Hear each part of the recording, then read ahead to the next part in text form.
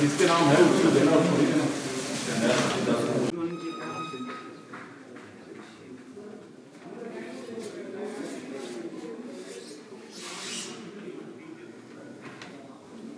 तो वाले कहाँ उसको दे दी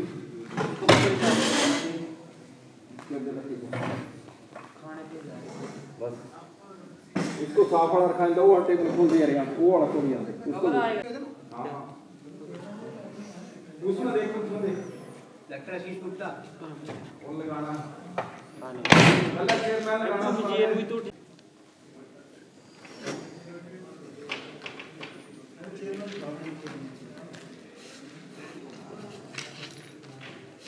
Welcome all the delegates to the city of Karnal, and I am Dr. Prashant Tyagi, the organizing secretary, along with Dr. Jindal and team. We welcome all of you to this city of Karnal. As you all know, yesterday we lost our past Chief Minister of the state, Shri Om Prakash Chautala ji. So state mourning has been declared, and we'll start our sessions first by paying homage to Shri Chautala ji.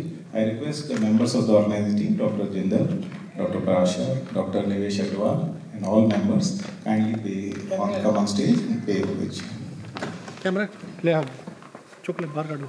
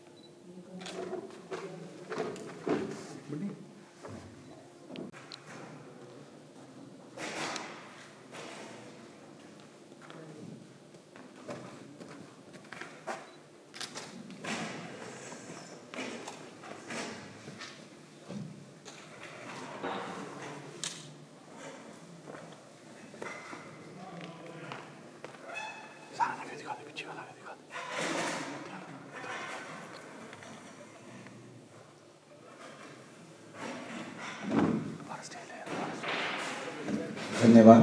आप सब अपना अपना स्थान ले लें।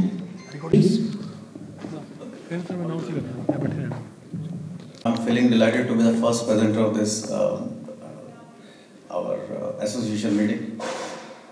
Actually, you love it or hate it, but you cannot avoid Ayushman Bharat, because nowadays more than 50% patients are coming with the Ayushman cards, and they have improved the package rate as well.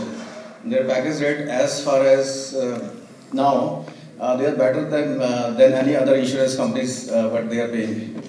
So, but there are very fewer cases. There are difficulty in choosing the diagnosis and the treatment package. There are fewer lacunae, which are plastic surgery, our specialty specific. I will not be discussing regarding the common problems which we discuss on WhatsApp, like delayed payments, poor package rates, decline of cut payments, portal issues, rejected claims. These are related with all the specialties. But what about the plastic surgery? First of all, if you are starting your practice and you want to take join Ayushman Bharat scheme, always try to take it with orthopedics branch, because many of our surgeries are included in the orthopedics package. For example, tendon injuries, nerve injuries, hand and foot fractures, debridement, carpal tunnel syndrome, dopamine contracture, and so many others surgeries which we are doing, and these are covered under orthopedics specialties. Other displacements are with general surgeries like laceration, suturing, cysts, lipomas, or cutaneous surgeries like cutaneous malignancies like lip malignancies, basal cell carcinomas, squamous cell carcinomas, they are covered under general surgery. And pinna injuries and nasal injuries are covered under ENT. These are not given to plastic surgery. Facial-maxillary surgery, maxilla zygoma injury are covered under OFMS, as well as it's given under our stream also. In oncosurgery, overlap is with rotation flaps, head and neck flap divisions, skin vermilion, and lip malignancies. Even vaginal agenesis, we are doing McIntosh and even sometimes sigmoid also. But these are covered under obstetrics and gynecology. And I don't think any gynecologist is doing all these surgeries. It should be covered under plastic surgery. Now, whatever is provided to us, even there are many confusions like burns. For example, they have categorized the burns under less than 25%, then 25 to 40%, then 40 to 60%. But if a patient comes with a percentage of around 42%, your case may go into scrutiny. It's a confusion. They may say that it looks like under 40 because category changes, the charges changes with even 1% of this burnt area. So always beware whenever you are writing 42% burns, 62% burns. Always take the lower category if you want to get your payment release early. If you go on the higher side, you may get delayed payments for 1 year or maybe 1.5 years. Second is chemical burns. They have categorized into significant facial scarring and without significant facial scarring. But there is no definition of significant. What is significant? So if you choose significant, then you may have to explain what is significant. Again, electrical burns, they have categorized into high and low voltage. That's fine, we can define that. But still there are, again there is a confusion that whether there is a limb loss or there is not a limb loss. A limb can be upper limb or lower limb. But if there are 3 fingers involved or hand involved, so will it fall into the limb loss category or without limb loss category? No one knows. Then again there is a big confusion regarding burns with delayed presentation. Suppose a patient comes to you with a clear-cut, good granulation tissue, you just need to graft him and send him back after 5-6 days. So there are 2 packages for this patient. Either you choose the burns category, which is around maybe 40,000 package, or if you choose only skin grafting, then it is 20,000. So it depends on them whether they consider this patient as a burns category or under skin grafting. It's a big confusion. Again, diabetic foot, with a good granulation tissue, you just need to graft it, and after 4-5 days, patient can be discharged. And it's up to you whether you are going to take this patient under diabetic foot category, which is a higher category, or skin graft category, which is a lower category. But you have to explain, and they may delay your payments. Similar pressure sores, like if patient is ambulatory and it's medium depth pressure sore, just needing skin grafting. Again, pressure sore package is quite higher than skin grafting. So you have to be very clear which package to be taken for this type of patients. And it's definitely not clear to anyone. Now coming to contractures, they have given all the contractures under burns category. If a post-traumatic contracture comes to you, then there is no package at all. And if you choose to operate this patient under burns category, then there is I face the same problem. Then they will ask why you have chosen the burns category.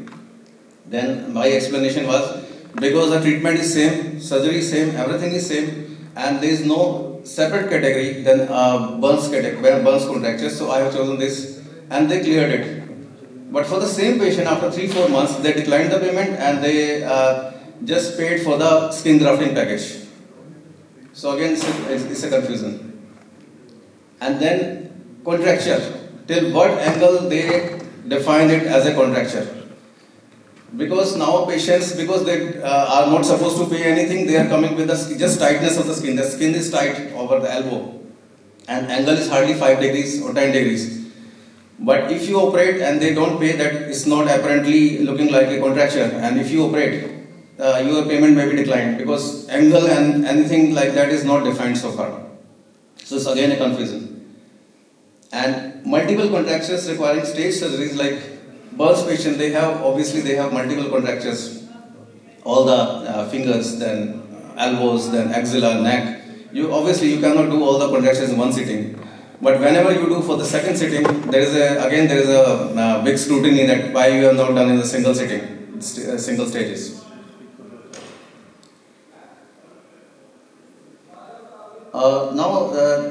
These are not big confusion, but still, if you are doing septorhinoplasty and if you have taken ENT package as well, then DNS is almost invariably present in the crook nose deformity, and DNS is covered, rhinoplasty is not covered. Again, little bit confusion.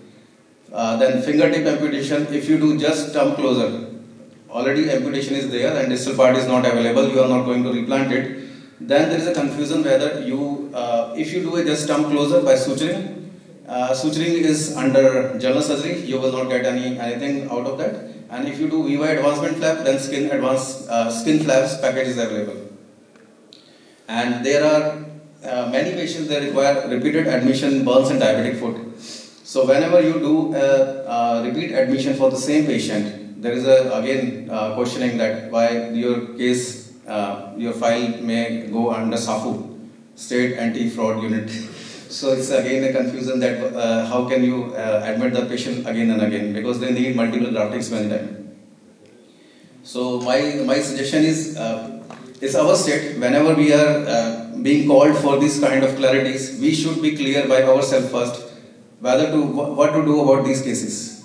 Because whenever I have discussed with my friends, no one knows what should be done for these problems. No one knows. So it's up to them whether they clear your case or they delay your payment or they penalize you. So there are many confusions. Thank you. Thank you.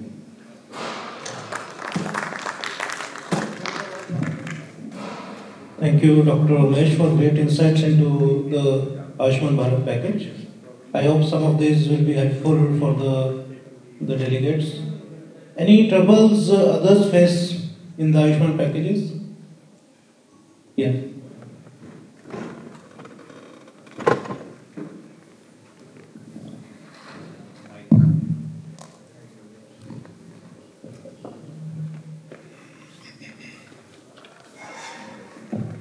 Packages are different for different states. And Sir, after EMS2, we have got very good packages. Like initially, facial tennis flap was, I think, 35,000. Now it is 62,000. So apart from skin grafting and fewer cases, all cases are very good. And so far, I have not got any reductions excepting fewer burns cases where there was a confusion of 41% burns or 42% burns or 39% burns. So whenever burns, you choose in between exact 40 or 41% where the criteria changes. You always choose a down category if you want your payment faster. the second thing we are facing is like you said about post-traumatic contractions. Yes, sir. If you just write the wrong diagnosis, almost we have a 100% audit in Kashmir. 100%. Normally, anywhere in the world, the audit is in the range of about 50, 60, 70%. But in Kashmir, we found that 100% audit. Every morning, a lady or somebody will come and audit all the cases which are operated under Ayushman. Yes, sir. So it can be a big problem for us, like if you write the wrong diagnosis. And any comments about that? So post-traumatic contracture is not categorized anywhere in plastic surgery. They have given all the package under burns contracture. So either you take it as a skin grafting package, but if you are doing a cross finger flap or VY flap, then you take it under local skin flap package. But burns and contracture, you should always choose burns contracture if patient has got contracture because of burns. Traumatic contracture, you choose skin grafting or local skin flap, that category. What if we avoid and don't do it? Like what? Post-traumatic contracture isn't covered. Sir, this category is not covered, but surgery is covered. Okay. See, one is diagnosis, one is package. Suppose there is a post-traumatic contracture of DIB joint and you just need to graft it. Then take small skin grafting package.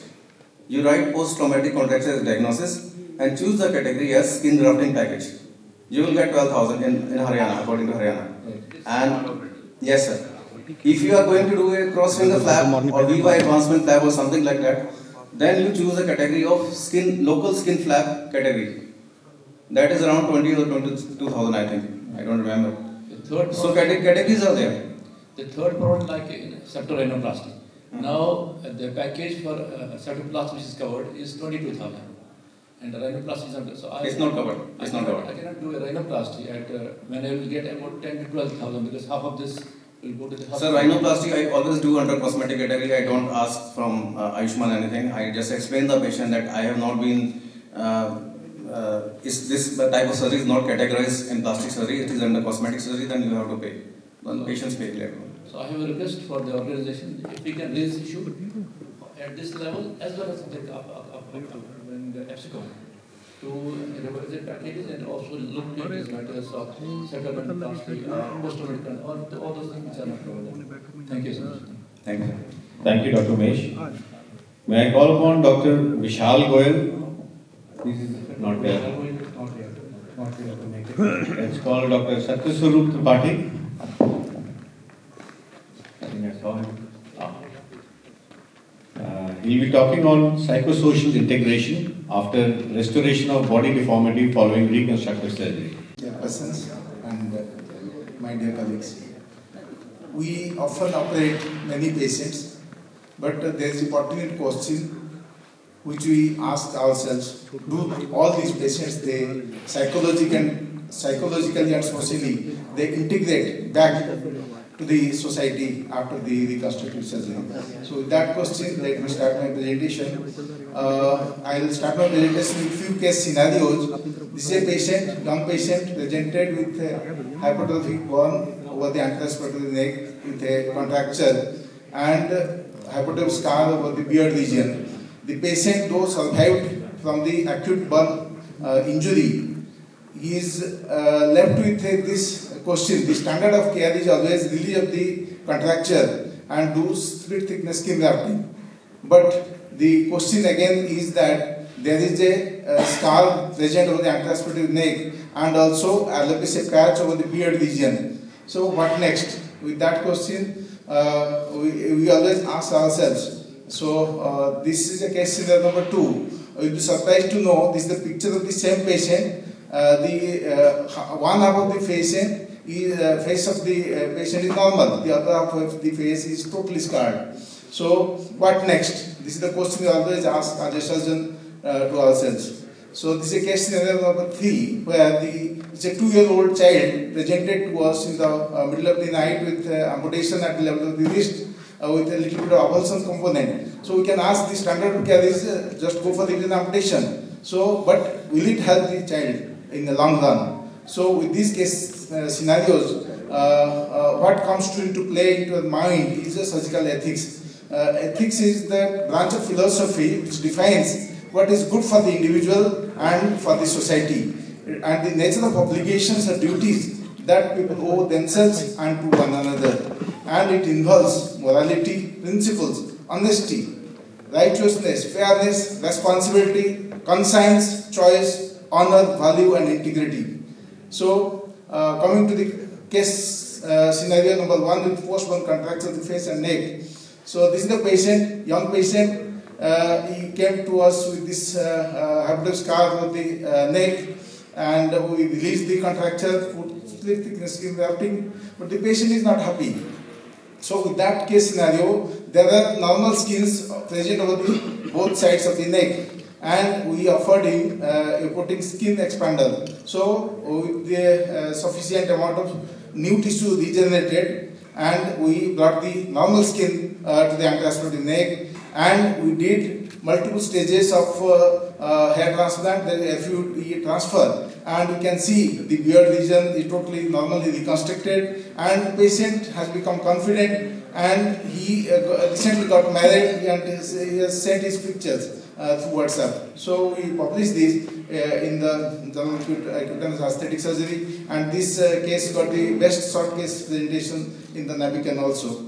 So this is case scenario number 2. It's a severe post-burn contracture in the. You can see the child though he has survived the acute burn attack, but he is left with a cripple. This is the life of neither the child wants nor the parents. They are quite happy with this sort of scenario. So what next? So what we usually do is relieve the contraction and put grafting, but will the child be able to walk? So we applied the traction. So that is the muscular tension units which got shortened, they get lengthened, and after this you can see the child is fairly rehabilitated, doing his all activities of daily living and started going back to the school. So this is the case scenario number 3, which I have already shown in the picture. The case of childhood hemangioma, the child in the lap of the mother, later on when he grew up, presented with this type of scarring, which is totally grotesque, and the child is totally depressed. The female child can correlate with similar scenarios, like in the movie Satyam Shivam Sundar. We can see the protagonist actor and what sort of life she has faced later on. And similar case scenario you can see in the Hollywood movies also. So what are the options? Do you go for split thickness skin graft, and will it solve the problem? Do you plan for the full thickness skin graft, and what about the donor side morbidity? Do you go for multiple expander placement and with attendant issues and complications? So, and composite tissue allotransplant, or resurface the whole area with free tissue transfer. With all these things in the mind, we zeroed down upon a reconstructive microsurgery. We did a free anterolateral thigh flap from the opposite thigh, from one thigh, resurfacing the entire left side of the face. But that is not the end game. We subsequently undertook 4 subsequent surgeries like flap thinning and local tissue readjustment, reconstructing the eyebrow, the eye and the commissure region, the chin, multiple flap thinning, and we can see the smile back on our face. The girl got married after this reconstructive procedure and socially and integrated to the society. So this is another case scenario where the elderly female and presented with hanging paniculars, suffering from depression, acute usage on antidepressant drugs, because she cannot attend any social function, cannot move outside of her house.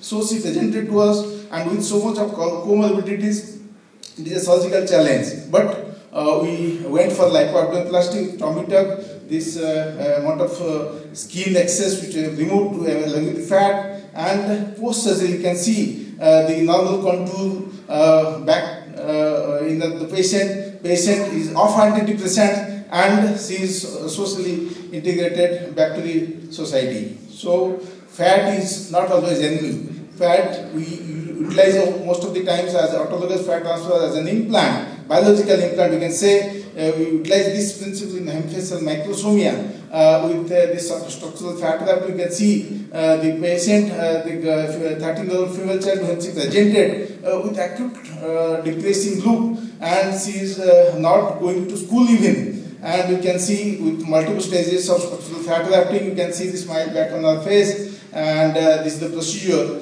And you can see what the child had presented and what we had done. And after this, this is the latest picture which you can see. This is what we can achieve. And after this, she completed her masters in the Kathak, and she has become confident. She is performing this sort of dance in front of a larger audience, and she is socially integrated back to the society.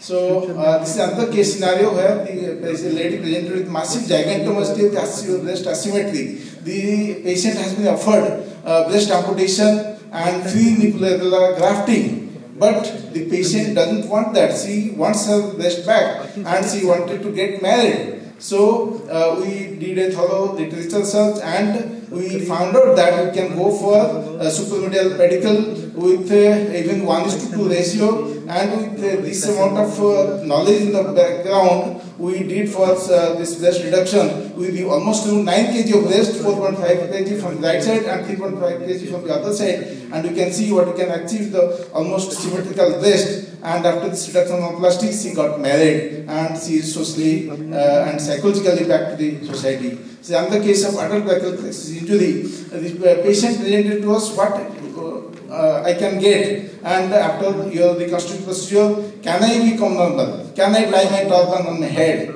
With this question, we went for the Nzapscon procedure, and we can see the patient is almost having normal range of movement, shoulder abduction and elbow flexion, we can see, and the patient is tying his own turban. Even he has constructed his own house, the place where he is standing, he told, I helped in the construction of the house, and he had sent this video tying the turban in his own hands, and this is selfie he has sent to us post-surgery. This is another case scenario where the patient, you can see there is a associated defect, composite tissue defect over the anterospheric thigh, where the part of the femur jetting out of the thigh wound. It has been skin grafted elsewhere, but patient is not able to walk. He always came to the OPD in the stretcher, can I walk? And I want to walk. So we went for a CT angiography, we find out the recipient vessels over there, and we planned a big anterolateral thigh flap from the opposite thigh. After this reconstruction, following this bone grafting, the patient is able to walk, that is pain-free ambulation, though with little bit of shoelace, but he is able to walk, and he is back to the society as a normal human being following this sort of reconstructive surgery. This is another case scenario where there is a traumatic amputation in a 2-year-old child with a little bit of avulsion component, and we can say you can go for revision amputation with a stable strong cover, but that is not the end game. The parents, they want more. The child doesn't know. The parents, they always ask, we want a normal limb. So we went for the reconstructive procedure, that is in the form of replantation and in the post-operative follow-up. And we can see the child is, we don't have to ask for any physiotherapy. He is doing all sorts of playing with all the toys, and he is almost socially integrated and carrying out all activities of daily living. But this is a little bit different scenario where this is a patient, 8-year-old, slightly older child, suffered this toka machine injury, accidentally got the hand in the machine, and suffered traumatic amputation. So we undertook this replantation of the hand, but post-replantation, the child doesn't even look at the hand. She suffered from post-traumatic stress disorder. So looking upon, it is not a normal looking structure. She even doesn't use the hand, stopped going to school. So with this scenario, we consulted this child psychiatry department, and with 10 sittings of counseling and with the simulation trainings, she is almost back to normal, carrying out all activities of daily living, and started going back to school, even helping her mother in the daily course. And we published this in the Essential of Psychiatry. So to conclude, what is standard of care for everybody, and with little bit of extra effort, we can give back a quality of life, and the patients, they usually relieved from post-traumatic stress disorder, relieved from depression and from body shaming. Our surgical procedure, they provide the form, function and fine aesthesis. They improve the self-confidence in the patient and enable them to be part of larger society as social, useful, productive and active member, contributing to it in a very positive manner. I thank you to all, and to all my Guruji, the Revered Guruji, for giving me scope to speak before you from my knowledge. Thank you all. Thank you, Dr. Tripathi. Any questions from the audience?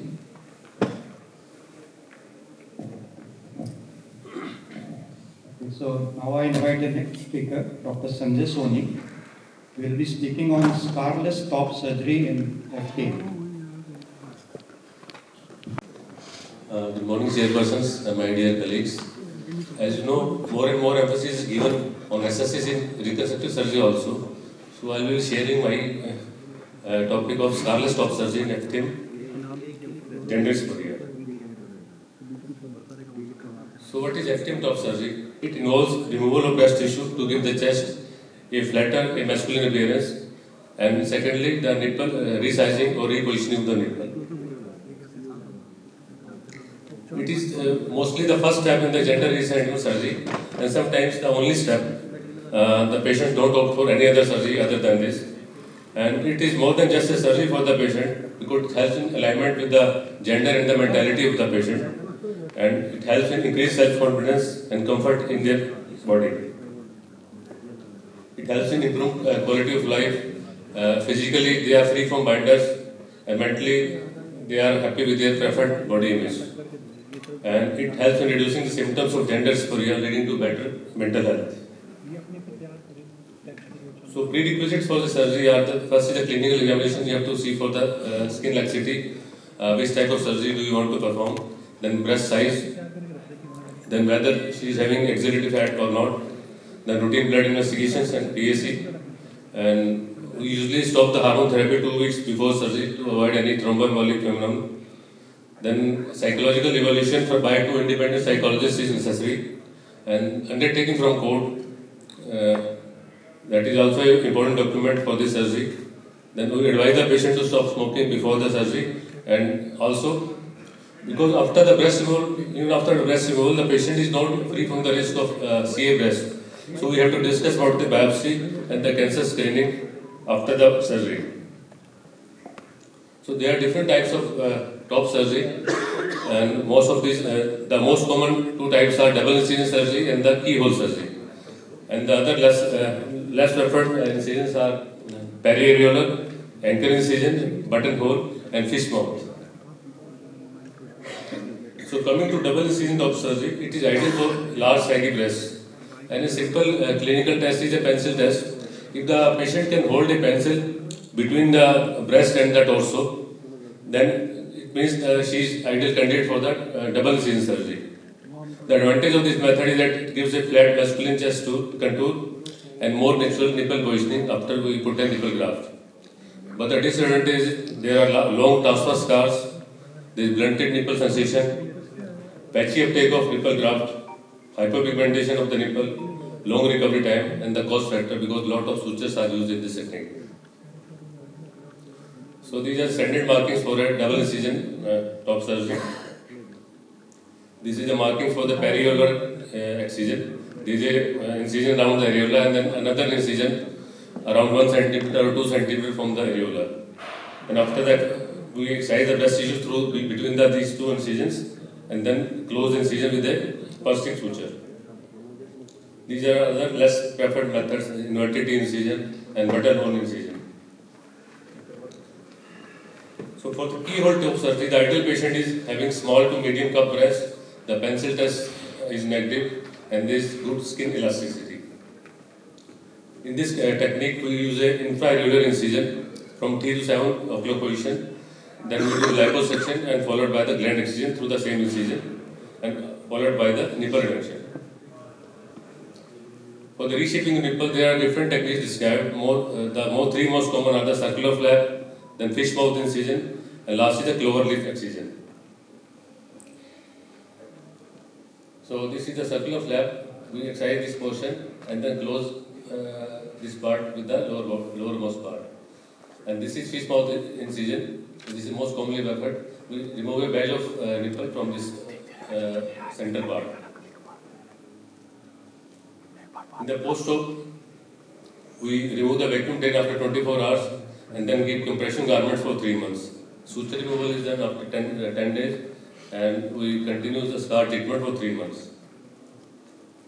The benefits of the keyhole method are they stay almost scarless, the nipple sensations are preserved, there is faster recovery, high patient satisfaction, there is less operating time, and economical also because very less consumables are used. So this is a short video about the technique we use. This is a small operative video. The markings of the top surgery in FTM gender dysphoria. So we have done the breast tissue marking. The black circle is the breast tissue, and we have done another marking with the green pen around 1 inch from the inner circle. So we do extra underlining for around 1 inch area, so that there is better area of skin protection, gives better contouring after the surgery. Another thing is our incision. We usually give incision from 3 to 7 o'clock position. That gives a better cosmetic results, and we have done the markings over the axilla also we clear this fold also, so that it gives a more flatter look, more male-like face.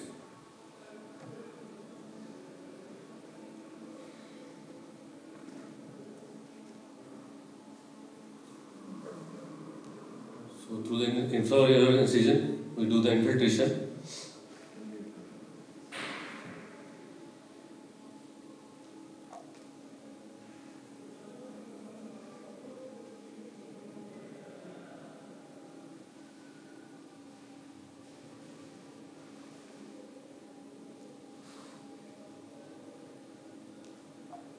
Another port is used for the lower border of the breast.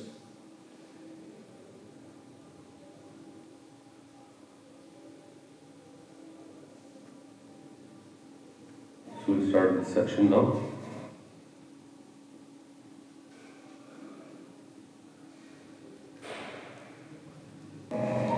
So this is sign of good infiltration and good waiting time. You can see yellow fat coming out. So we will usually wait for full 12 to 15 minutes before starting section, and that gives us almost bloodless fluid.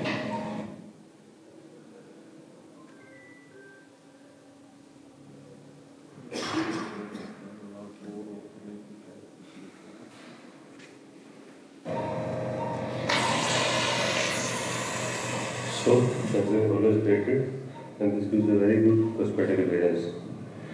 So all the fat is gone. We'll do the gland excision now. In the meanwhile, we'll start liposuction on the other side.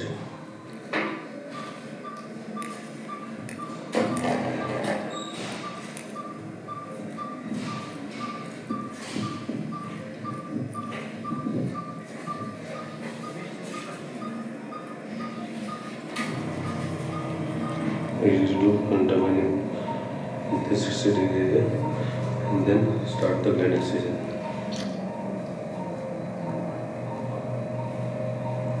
Start the gland excision now. This is very time consuming, very rewarding stuff.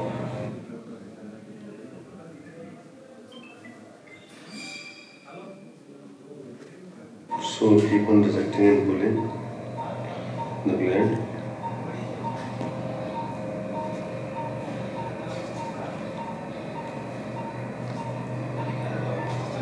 So gland excision, let us space. You can do blunt dissection with your finger also, because we get a very good plane. This is the glandular tissue. You do now the mop of liposuction. Clear the residual fat.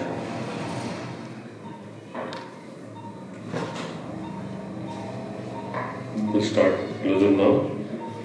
You put a vacuum drain and then start closer. I prefer a vacuum drain to avoid any hematoma.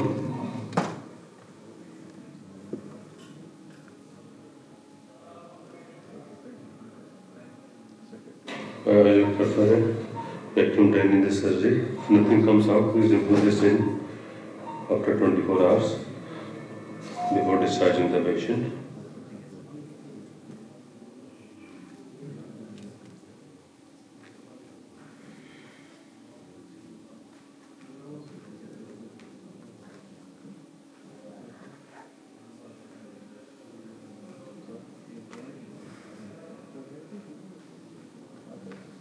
So now we'll do the nipple trimming.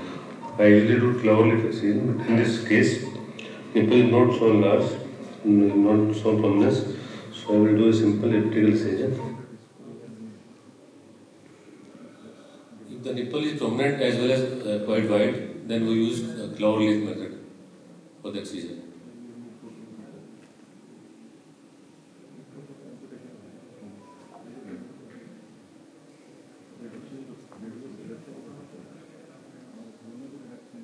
So this is the side portion, and this will give a semblance of male nipple now.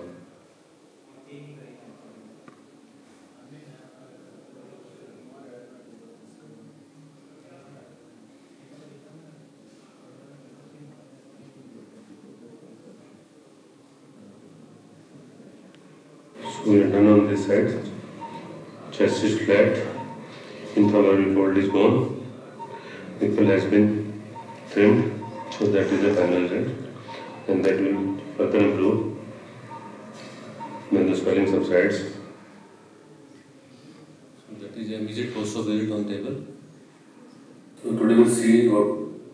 So these are some of our results with the keyword method.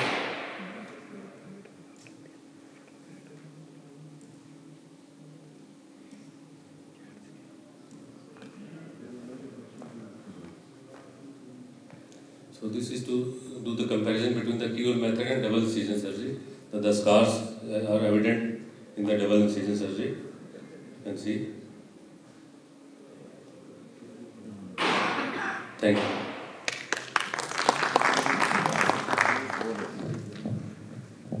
It was a wonderful presentation, Dr. Soni. The video was self-explanatory. Any questions from the audience?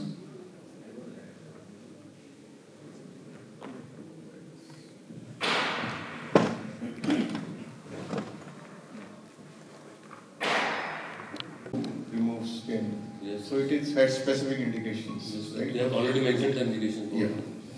The other part is, I want to comment on that gender dysphoria term which we have used. So there is a latest standard of care 8 which has come. So which says it's a gender incongruity, which is better term, and gender dysphoria is when any such person is having mental distress and disorder related to that, then we call it as gender dysphoria. And requirement of 2 psychiatrists has been removed, means you can take opinion of 1 psychiatrist. And the other part which you said, that court order, I don't know, what is that requirement? It is mentioned, undertaking for the court that you are undergoing the surgery under full sense and you won't sue the doctor. Because you understand that the surgery is reversible also. You mention all these things in that affidavit. No, is it just on safeguard purpose you take this, or it is mentioned as a local legal requirement? It's a legal requirement. Because it is Actually, it's an affidavit on record. Yes. Yes. Actually, the SOC 7 used to ask for all these things. Now with the SOC 8, which may or may not be applicable to India, because that's why the gender incongruity comes in. Here we still operate for gender dysphoria, and we made a few specifications for India also. No, just to avoid gender dysphoria, that's why this term gender incongruity is coming. Dysphoria is when already person is having mental disorder and distress. So that is gender dysphoria. Yeah. So we made some specifications specifically for India. So what we did was we have still kept the requirement of 2 psychiatrists, written requirement, and notarization and registration of the person on the website, the national website regarding the sex change. That is the requirement. And share. So this is a requirement. These are guidelines. Who has made these guidelines? We have made these guidelines in consultation with SOC 7 and SOC 8. No, it's from PGI only, or? So because for North India we made this guidelines. So let's see, in case there are objections, we will modify that. Because standard of care 8 doesn't mention anything about it. Because we simply cannot apply the international standards in these issues directly to India. Because awareness levels are different. So we have kept the requirement of 2 psychiatrists, written requirement, and notarization of both. The SOC 8 has come just 2 years back. So they have removed this. I agree. Thank you. Thank you. Dr. Soni. Yeah, there is another question. Can I ask a question? Excellent. Do you do something to the inframammary fold? Because the redistribution of the skin, for that... I go beyond the fold, so that the fold is gone and there is skin protection that obviates skin fold. Yeah, so we need to break that. Yes. Thank you. Our Chief Minister, Shri Rashtra Balaji, will not be presenting the mementos on the stage. All the speakers and chairpersons may kindly collect their mementos from the reception whenever you visit outside. So for the next session, I invite Dr. Ashok Gupta, Dr. S.S. Makkar and Dr. J.S. Kohli sir to kindly take stage.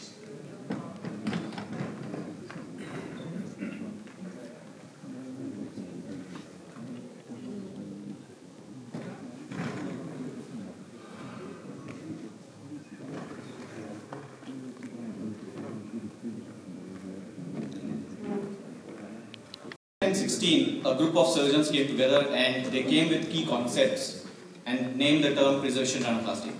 Ever since then, the rhinoplasty word has been taken by storm. And during 2020, there was COVID, the pandemic of COVID, and there was also pandemic of webinars.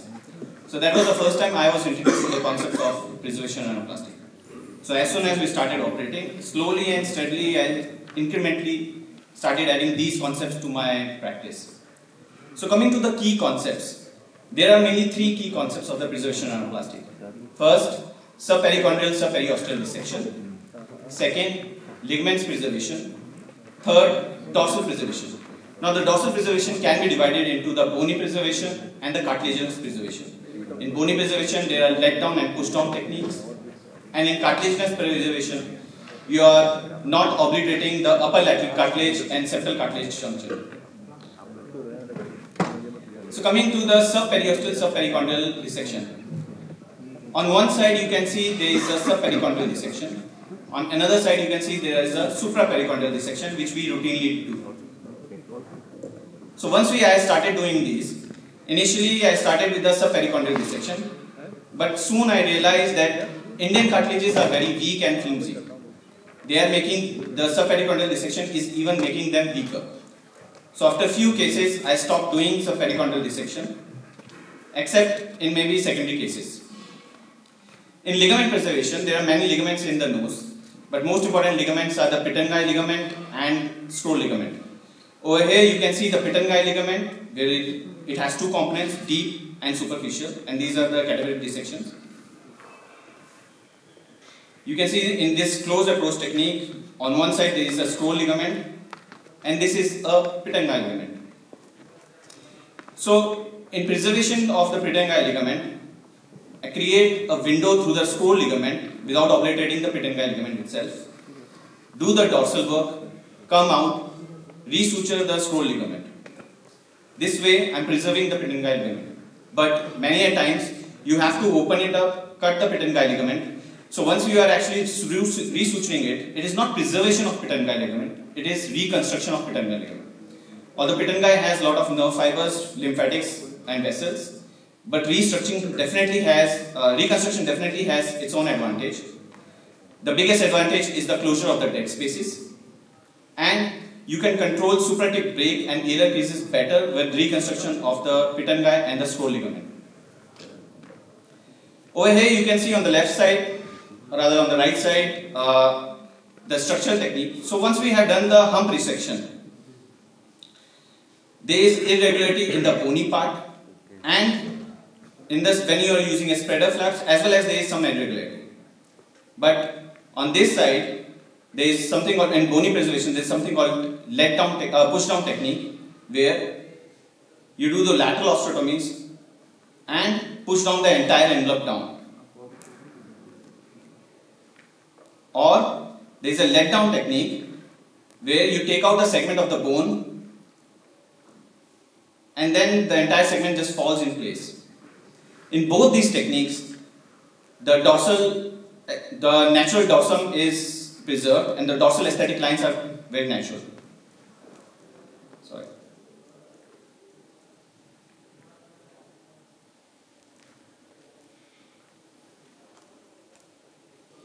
So coming to the cartilaginous preservation, now it can be divided into three parts. One is high septal technique, high septal strip.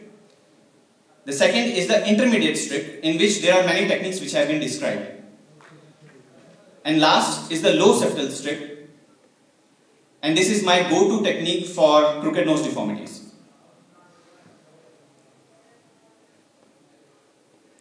Now, to have an optimal results, there are a lot of blocking points, and the most important blocking point that you have to release is the lateral keystone area. Now, so this crooked nose deformity is not just the aesthetic surgery, it is also the functional surgery.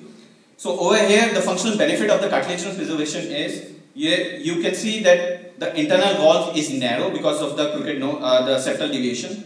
Now once the septum is corrected, it becomes straight. And also because once the hump is reduced, the whole segment falls and the internal valve opens. You can just imagine it as the tent. When tent is up and you bring it down without resecting any part, it just widens the internal valve. So there is hardly any need of spreader grafts in these cases. Now piezo is a great instrument and I think everyone should be using it. But preservation can be done with routine rhinoplasty instruments. These are the only instruments I use for my rhinoplasty, for the preservation rhinoplasty. So where do we stand in Indian patients now? Subpericorneal dissection should be avoided in Indian patient, although subperiosteal dissection should be done. Ligament preservation may be attempted, but dorsal preservation stands at the center of the preservation rhinoplasty, and it must be attempted in all cases. Now people have come up with the different techniques as well, where they are hybriding or they are doing the structural preservation, where the tip is structural and the osteocartilaginous vault is preservation.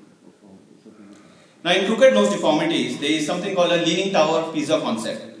On this side you can see in leaning tower pizza, there is one side which is longer than the other one. Similar concept applies to the deviated nose. So you do an asymmetric dissection. From the longer side you take out more bony part, and from the shorter side you do less bony parts resection. And once you have resected, it will fall in central base. Now for the functional aspect, you also have to remove the bony spur to have a better breathing. These are the markings of the patient. You can see that I have done asymmetric resections in these patients.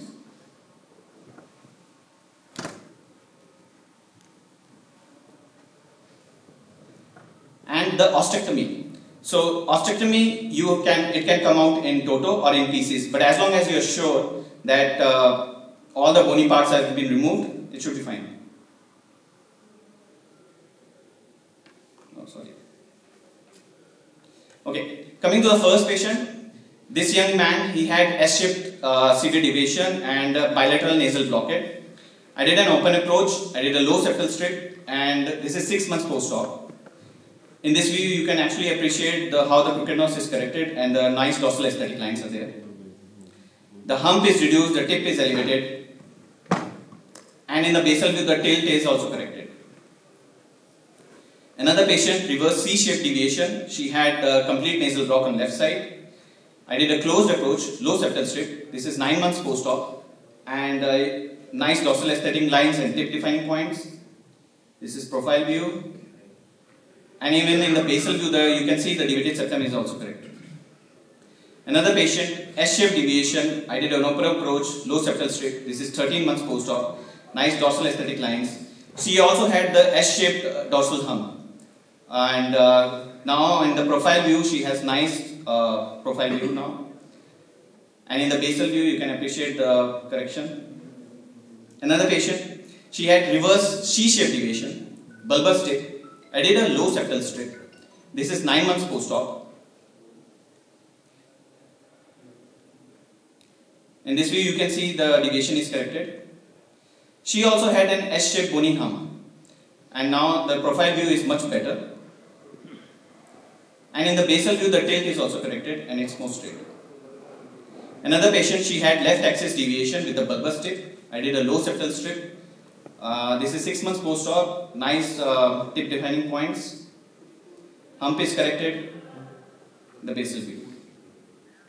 Now this patient has mainly cartilaginous deviation, and it was reverse C-shape, left side deviation. I did a closed approach, low septal strip. This is 12 months post-op. Hump is reduced, and the bulbous tip is also corrected. Another patient, he had C-shaped deviation, right-sided block. Did an open approach, low septal strip, 6 months. He had hump as well as the droopy tip. That's also corrected. In conclusion, aesthetic and the functional results can be achieved in crooked noses with preservation rhinoplasty principles. Dorsal irregularities are avoided. Now the requirement of the cartilages is less because you are not using spreader grafts. and whatever the regiment is, whatever the subtle cartilage is there, that can be used for the tip. Since I'm not using spreader grafts, and you're not opening up and then closing and then suturing, the operative time decreases significantly. And the early results can be achieved because you know once the swelling of the skin and the spas goes down, there is no healing process on the dorsum. So the results which will be there will last longer because there won't be any healing process which will be changing that. But take home message is there. All or a few concepts of the preservation can be applied in cryptanosis. You just need to have an open mind. Dorsal preservation stands at the center of the preservation rhinoplasty. Don't start preservation rhinoplasty as your first independent case because the working space is less, anatomy is not known, and it's a lot of field surgery. And whenever you have to fall back, you should be confident on falling back on your structural techniques. Incrementally incorporate these principles into your practice. Thank you.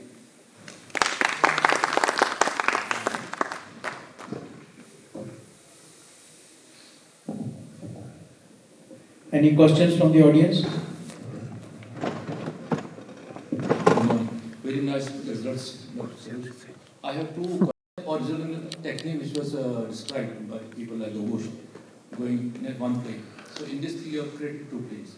The second thing is that with this thing you are doing almost a buttonhole view of the dorsum. Right. Is it possible to have a full dorsal work with this buttonhole? So first, coming to the first question, Yeah. Whatever the traditional things are there, it makes more sense actually to do subperiosteal, but not in Indian patients. Because Indian cartilages are really weak. So what happened after 2-3 cases, I realized when I am suturing, then there is tearing which is happening. So it's better not to do in Indian patient, but it is routinely done in Western world because their cartilages are very strong. So it is a natural plane. The subperiosteal dissection is actually the natural plane, and even the healing process is better because the scarring is less. So subperiosteal dissection, you can do it in Indian patient because the bone is underneath. So there is no ambiguity in that. Coming to the second question, because I am doing very little dorsal work from top, I can do it with just the keyhole, like the window that is created between the scroll ligament and from the scroll ligament and preserving the pituitary ligament. But if you want, like I said, in many cases where a lot of bulbous tip is there, you have to actually open up the pituitary ligament and debulb a little bit. So that you can actually do the dorsal work, and in dorsal work mainly what you are doing is you are just rasping it a little bit and doing the lateral keystone area release. So that is very minimal work that needs to be done. I'm also not opening up the upper lateral cartilage and the septum. So it becomes very easy to do.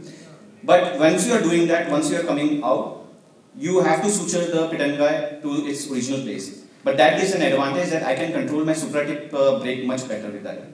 That was my second question. Like, if we exercise, what I do is like exercise the pituitary ligament, and at the end of the procedure, come back and suture it. Right. So you can actually control it, and it is much better because you are not creating any dead spaces. So people are using percutaneous sutures as well to reduce the dead space. So internally it's much more better. Last question, if you allow me. How much bone you exercise? How do you assess the amount of bone which you are exercising? That I calculate from the pre-op markings, like how much is excess on one side than the other, and then excise. Does it have any X-rays or CT scans or something? No. I do get CT scan for all my patients with crippled nose because that helps in knowing whether it is just the high septal deviation or low septal or whatever I have to do. So excisions just objective depending. Yeah. Thank you so much. Any other question?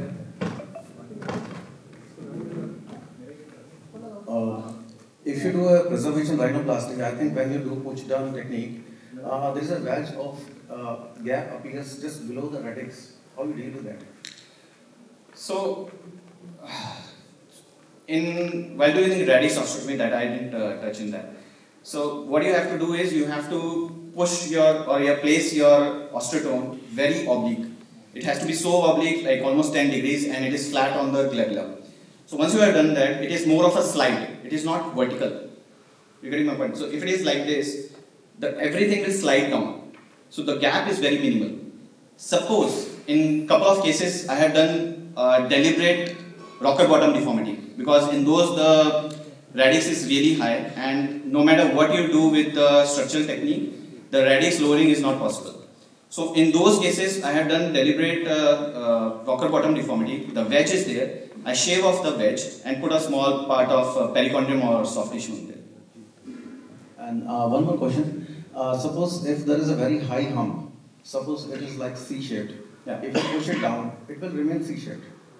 No. C, push, C. So I think I showed a couple of cases of S-shaped deformity where the hump is really big. Maybe I think they have disconnected it. So in that, you resect more part. It all depends on the calculation. So if you resect more part of the bone from lateral sides, it will come down straight. Anyways, what I am doing is I am using a low strip method. In low strip method, I am disjunctioning the ethmoid and the cartilage. And once everything falls down, ethmoid is also not a blocking point in that. One of the blocking points is the lateral bone, or the where I do the transverse osteotomy. So if you remove that also, it will come down naturally. So I think a couple of cases I showed where the hump was resected. So normally you do transcutaneous osteotomies or internal? For dissection, I have to do internal osteotomy. But normally my preferred technique is the percutaneous because I was trained at. But you cannot remove the bone from that side. Thank you. Thank you, Dr. Tarush, for a very wonderful and illuminating talk. Question? Okay. Excellent presentation, Dr. Tarush. Two questions. Number one, so preservation is essentially a reduction rhinoplasty? No. I have done 4 cases of augmentation as well. But unfortunately, in 2 cases, I'll be very frank, 2 cases, the graft that I placed, it got misplaced, so I had to do a little revision. So as long as you're preserving the bone and the cartilage, the upper lateral cartilage and septal junction, that is the preservation, dorsal preservation. So there are like, I have divided it into 3 parts. Not I have divided, but it has been divided into mainly 3 parts. So dorsal preservation, if you are maintaining the dorsal preservation, you can actually do a push-up technique. It's been published by Dean Toriomi. So basically it is all about preserving the dorsal. Okay. So once you get the nose down, yeah. So how do you keep it there? So I don't do a push down technique for bone. Okay. I mainly do a let down technique because I frankly think that there is a lot of chances of hump recurrence if you actually do a push down. So with the let down technique, now coming to the bony part, since you have taken the segment out, it will always fall in place. If you feel that the hump is still there in the bony part, you can use a ronger and take out a little bit of bone more, a little more extra bone, and then it will fall. That takes care of the bony hump. Then coming to the cartilaginous hump. Now since you are doing that, like there are many techniques, high strip, intermediate and low strip. So once you have, suppose you are doing a high strip, which should be recommended for anyone who is starting with the preservation first. In high strip, you can incrementally cut down, take away the cartilaginous part. And suppose the hump is still there, you can take away a little more. It's easier for me in the low strip technique because I can control the cartilaginous septum much better where I have to place, especially in the crooked noses. So once you have actually divided the cartilaginous part from the ethmoid bone, from the undersurface of the part which goes inside the bony cap, that is like around 8 to 9 mm. So all that is free. Then you can actually control it, put it, suture it to the ANS in the midline, and then everything falls. Yes, that was my basic question. Yeah. So you are trusting your sutures for the nose to be there? Yes. So because our Indian noses are quite heavy top, on the top they are very high. It's not like Caucasian nose, where majority of the nose is osteocartilaginous. We have noses which are primarily heavy, the skin part. Skin and spas. So the chances of recurrence, I believe, this is what I think, is the chances of recurrences are quite high, just trusting on your sutures. So what is your experience with recurrence? I had done, like I said, I have done 6 revisions of my preservations. Out of those, 2 were push-up techniques, where the augmentation was done. In 4, there was a little bit of recurrence. Those were my initial cases. There was recurrence on the deviation. Later, I realized those were the blocking points. So I did not release, like I mentioned, there are like 7 or 8 blocking points. I did not release the blocking point properly. As far as the recurrence is concerned, for the hump, I didn't have any recurrence for hump. But for the deviation, I did have recurrences. Yeah. And for the recurrence, you go for open technique structure. Are you going again? A couple of cases which I did revision was the bony deviation was still there because the blocking point on the bone on the transverse osteotomy side was not removed properly. I went there, removed that, and disjunction with the ethmoid bone was again. I'm talking about the cartilaginous part. So cartilaginous part I didn't have recurrence. It was the bony part. Thank you. Thank you, Dr. Darush. We have to understand what is the concept of the dorsal preservation or any preservation rhinoplasty. Because since ages we are doing structural rhinoplasty. So it's the most challenging procedure. I personally believe in plastic surgery. So there are three components. One is structural, one is preservation, and one is the hybrid. So in the currently scenario, most of the surgeons, at least in India, these are doing hybrid type. No one is doing pure preservation actually. So we have to understand what is structural rhinoplasty, where we use the structural grafts, that is called structural like columnar studs. Now we have gone up to the extent of ECS, extracorporeal certoplasty as well. Then concept of the preservation rhinoplasty, it was old concept, but it was the Dr. Uwais Saban who really started resurgence of this preservation, where we tried to save as much as of the native tissue of the nose. While in hybrid, there is mostly it is a combination with the dorsal preservation along with the structural grafting as well as structural grafting techniques used to manage the lower third of the nose. So now what here we are talking about. The primary rhinoplasty can be resective, structural or preservative. But when we talk about the concept of preservation, we have to preserve the soft skin tissue envelope, preserve the dorsum and the wall, and preserve lower lateral cartilage. So, what are the components of the preservation? Elevation in subperineal, these things has been already talked by Dr. Tarush. And the preservation of the nasal dorsum to avoid the open groove, which is I am going to talk about. So, for that we have to understand the nasal biomechanics. The most important area is the keystone area, where two nasal bones, two upper lateral cartilage, bony septum and the cartilage septum meet. So this is the most important point whenever we talk about the crooked nose or any division at this area, even in the dorsal preservation also. So I'm just starting from the dorsal hump, how we evolve. Initially, dorsal hump was excised as an en bloc, where we take out the whole block, which includes upper lats, cartilage septum as well as the bony septum. But it may lead to the inverted V deformity. This is the case which I did 14 years back. And I did an en bloc resection of the dorsal hump. It came nicely, but it may lead to the inverted V deformity. The reason is because we are taking out some part of the upper legs also. So there will be a collapse of the middle wall or something. So that may lead to the inverted. So then over the period of 10-15 years back, again the concept of the came of the component hump reduction, where we excise each and every component separately, like cartilage septum, bony hump, and by that we preserve the upper legs, and you just do the subperiodontal dissection and you take out the septum and the bony septum and the cartilage separately. So this is called the component hump reduction, which is very commonly we are practicing. So in this patient, I did the bony component hump reduction. So you can see after 1 year she had nice. So now the concept, but the problem with this structural hump reduction is there is a weakening of the middle wall as well as sometimes over medialization of the nasal bones, because we do the osteotomy and then medialize. So that is the chances there. So to prevent this, the concept of the resurgence of dorsal preservation came.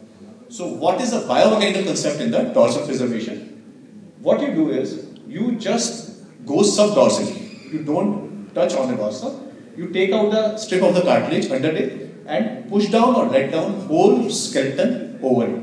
So here it is the high strip, intermediate, and this one is the lower strip, which we talk. You do this and you do the osteotomies en bloc. Here no paramedian osteotomy has been done in dorsal preservation. You do the lateral osteotomy at the radix, and the same on the opposite side. So whole nasal bone is moved like a en bloc. So this is the concept of the dorsal. And you take out the septum subdorsally, so whole bone go down, cartilage dorsum go down. So this is the way how it goes down. So benefit of the dorsal preservation is it does not disarticulate the upper lats, so there is a less chance of any middle wall collapse and the functional issues, and it prevents the over-medialization or utilization of the nasal bones because we are not doing any median or paramedian osteotomies here. So what is the need? As I said, because it preserves all the structures and preserves the functionality and maintain the structural integrity of the nasal keystone area. So it was the very little older concept, but with the time, Dr. Vesavan from NIMS, he just started doing it in last 6-7 years. And this is the concept which I spoke about. So how we do it actually. So you just go in the W area and then you take out the high strip method by the subdorsally you take out the cartilaginous septum and the bony septum and then you push it down. So this is called push down. Because when you do en bloc, I will explain what push down means and what is the meaning of the let down. So if you see here, you do the osteotomies like this. In let down, you take out the bone here. So once you take out the bone, then you push whole bony septum or bony skeleton down and it rests on the pelvic. So in this picture you can see here, this is the push down technique where you do the osteotomy and push whole bony block down. So it goes down. While in let down, you take out the part of the bony strip and then you push it and it rests on the lateral bones. So these are the two techniques for the to address the bony thing. But the issue with this push down technique is it may cause the narrowing of the nasal area. So ultimately it may lead to some obstruction features. So people prefer mostly let down techniques. So I just elaborate how the steps goes on. So you give the incision in the W area. Pure dorsal preservation is the closed approach. Once you open it, it becomes a hybrid sort of. So in the W area where the septum and the upper lats meet, we start from that and you give the incision in that area, preserving the W area, and after superior suprachiasmatic tunnel, separate the pyramid from the septum. And you can see here, you just go subdorsally, preserving the dorsal cartilage and the dorsal bony hump as well. But you are going subdorsally, you take out the high strip. This is the simpler method. And the other strip, as Tarush explained. So you go there and you just take it out. And you can see here, you can take out the high strip. And the bony as well. But this, once you push it down, it will come back. Because there is a spring effect. Because till now, we have not done any osteotomies here. So for the osteotomy, we usually do the in dorsal preservation, percutaneous osteotomy, lateral osteotomy, and the radix osteotomies. So this is the osteotomy you do here on the one side and on the other side. And then you ensure that there should be complete mobilization of the bony block. And then you push it. But once you push it, you see how it just goes, and we try to go proximal to the W segment so you can have a good supratic break here. So once you push it, it comes back because there are some blocking points. So what are these blocking points? Because we have just addressed the subdorsally and the lateral area, but we did not address the lateral keystone area here, even not the dorsal keystone area. We don't want to address the dorsal keystone area because we want to preserve the dorsal aesthetic line. So as we did not address the lateral keystone area, that's why it comes back. And it is the most common cause of the recurrence. So how we can come out with these blocking points? So because once you push it, it comes back. It's a called hanger effect. So you have to release it from the upper bony nasal bones from the upper lateral cartilage. Laterally. So once you release it, then whole bone goes down and it won't come back. So this is the common step which just causes the recurrence if you don't do it. So here now I think I think most of the people can understand simply here high strip, osteotomies, push down or let down techniques, and as well as the ballerina maneuver, which is the releasing of the lateral keystone areas. So in case of there is any issue, you don't hesitate to convert it to the structural one. So this is the very important thing. So just don't run after it. If you are having an issue, just convert it to the structural one. So as I explained, this is the push down technique where you are doing the osteotomy and pushing down the bone into the nasal cavity. And this is the lateral let down where you just take out the bones. And there is a very good paper which came that let down procedures may be superior to the PD with regard to narrowing of the nasal passage. So that's why let down technique is preferable. When we talk about the preservation rhinoplasty, there are these type of works we are doing: foundation work in the form of septum work, side wall and the bone cartilaginous work, and superficial soft tissue bony work and the cartilage work for the superficial work. So these all things have been discussed, so I'm not going to repeat all this. So LK I have explained. So in this picture side you can understand, in push down you just do the osteotomy, push it down in the nasal cavity, while in let down you just excise and this bone rests on the edge. So there won't be any collapse of the cavity. And this is the validator maneuver where you release the K area literally, and it will prevent the hanger effect and there is a less chance of recurrence.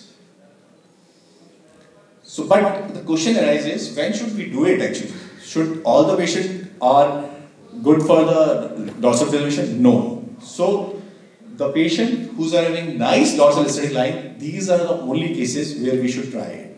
Because I met Dean Turyami, he started in 2017 and he said in 2019 that he converted his practice up to 70% to dorsal preservation. Then I met him again in 22, then he said this is now his practice come back to 30% of preservation only. Because as you grow with the technique, you know where it has to, we have to do it and when we have to apply it. So these are the cases which are the true cases for the dorsal preservation. Good dorsal aesthetic lines, dorsal hump, and we can say tension loss. So how to do the patient selection in these patients?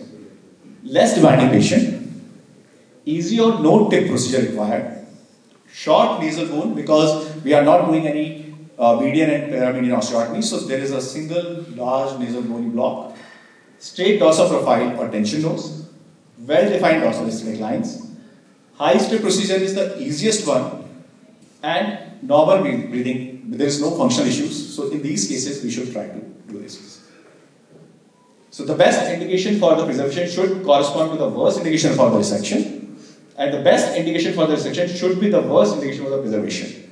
So we have to select the patient rightly, and just we have to understand in Indian skin we are hardly get, because these are thick skin patients, so you really don't have good dorsal aesthetic lines. So you have to select patient very carefully here. So this is a Swiss man, I visited him. The another part of my talk is the structural rhinoplasty. So as I know, because we are talking about the keystone area here. So in this, as septum goes, the nose goes. So in the structural rhinoplasty, what we do, we work at the keystone area. I am talking about here specifically the high septal division, which is at the keystone area. So these issues cannot be sorted out with the preservation rhinoplasty, because when there is a division at the keystone area, we cannot take it down with the preservation. So that's why I have included this in my talk. So these are the various reasons. We have to understand when deviation is at this point, there is no point that we should preserve it. We have to do most of the time extracorporeal structurality in this, as Dr. Farooq was asking, the Gubish concept. So this is the perpendicular plate of ethmoid, and when there is a deviation in the perpendicular plate of ethmoid, you have to do the osteotomy here. Sometimes it is dorsally, subdorsally. So we have to assess that where is exactly the deviation. So you need to do the CT scan as well. And if the deviation is at this area, so then in that scenario you have to do the osteotomy of the perpendicular plate of ethmoid as well.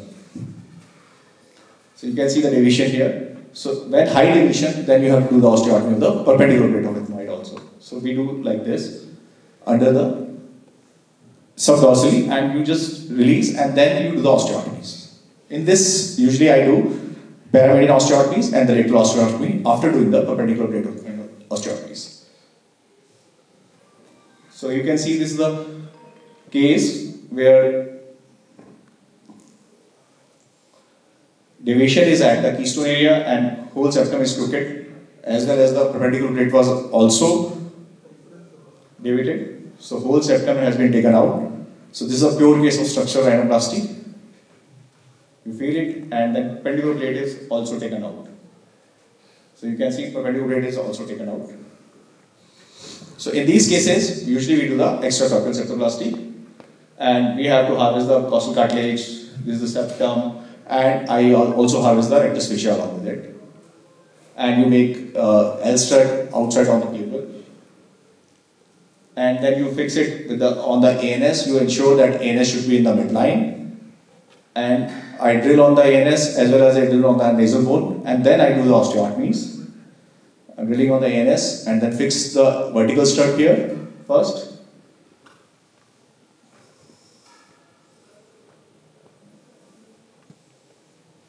To take the suture, I usually take PDS 4O to fixing at the caudal strut, and then I do the drilling at the nasal bone as well, do on the both side and figure of 8 suture for that. And this is the caudal strut. Oh, sorry, dorsal strut. And then you fix it on the nasal bone by drilling it. So how you fix it? This is called extracorporeal septoplasty. And you have here a few cases where I have done the extracorporeal septoplasty. You can see pre-op, 1 year post-op, profile view. So extracorporeal L strut, dice cartilage, and the columnar strut was used for the tip. This is another case where fortunately I found little bit cartilage at the keystone area. So in this I didn't do the nasal drilling. So this is called the modified extracorporeal septoplasty. So here you can see the septum was deviated, but it was not deviated as high. So we just left some part of the septum, and it was used for the suturing the dorsal strut. Another case. You can see these early post-ops, deviation before, after. So you can see these are the results you can get in these type of patient. Usually the structural rhinoplasty is required. These are not the right candidates for the dorsal deviation because dorsal aesthetic lines are not really very good here.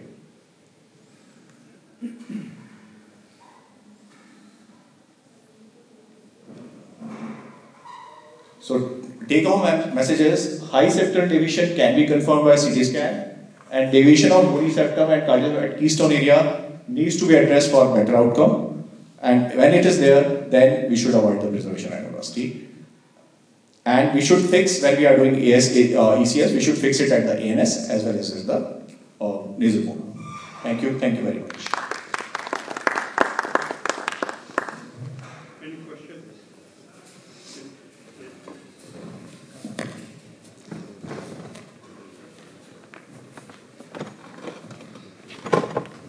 Dr. Gaba, excellent presentation.